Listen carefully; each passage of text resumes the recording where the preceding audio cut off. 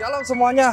Apa kabar? Saya yakin dan percaya kita tetap di dalam Tuhan, kita tetap sehat, kita tetap setia di dalam Tuhan dan tetap semangat.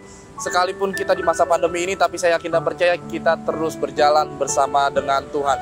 Karena saya yakin dan percaya Tuhan yang terus memegang tangan kanan kita dan memberikan kita kekuatan terhadap setiap orang percaya. Hari ini di dalam program Ketahui dan Lakukan yang sudah kita jalani selama beberapa bulan ini, kita akan membahas terhadap tema yang baru. Dan hari ini kita akan belajar dari 10 hukum Taurat yang sudah diajarkan Allah melalui Musa ketika Musa naik ke Gunung Sinai dan memberikan 10 perintah Allah itu kepadanya.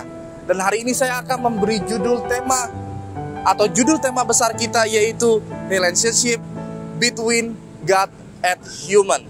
Dan hari ini saya akan membahas di part yang pertama, yaitu mengenai He is the only one, atau hanya Dia atau hanya Allah satu-satunya. Kita akan baca Alkitab kita di dalam Keluaran pasalnya yang ke-20, ayatnya yang ke-pertama sampai ayatnya yang ke-5. Demikianlah firman Tuhan. Lalu Allah mengucapkan segala firman ini, Akulah Tuhan Allahmu yang membawa engkau keluar dari tanah Mesir, dari tempat perbudakan. Jangan ada padamu Allah lain di hadapanku.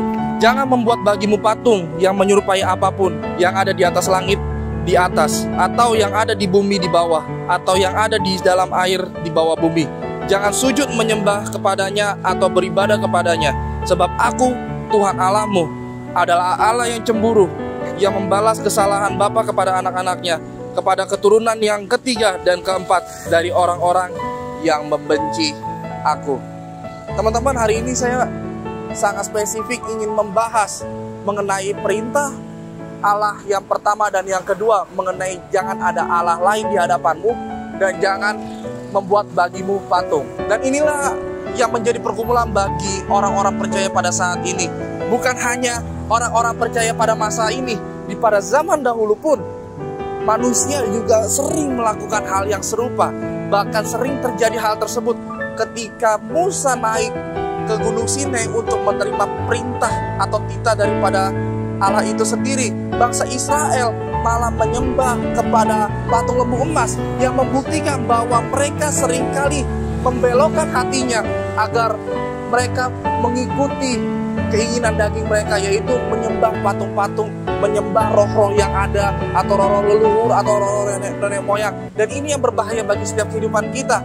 Dan hari ini saya mau mengingatkan kepada kita semua bahwa ini adalah hal yang serius. Kenapa saya bilang serius? Karena ini menjadi momok menakutkan bagi setiap kita.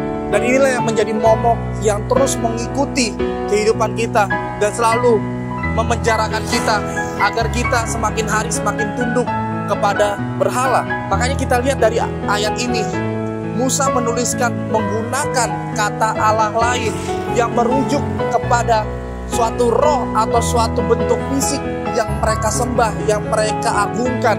Padahal sebenarnya pribadi yang lebih berkuasa, pribadi yang menciptakan langit dan bumi ini, yang harusnya disembah, yang harusnya diikuti, yang harusnya tunduk dan ditaati oleh setiap kehidupan manusia. Makanya bagaimana ini menjadi berhala bagi semua umat manusia, sebuah momok yang selalu mengikuti kita. Ketundukan kita kepada berhala menjadikan manusia diperbudak dengan segala hal yang mampu membuat kita berpaling dari Allah.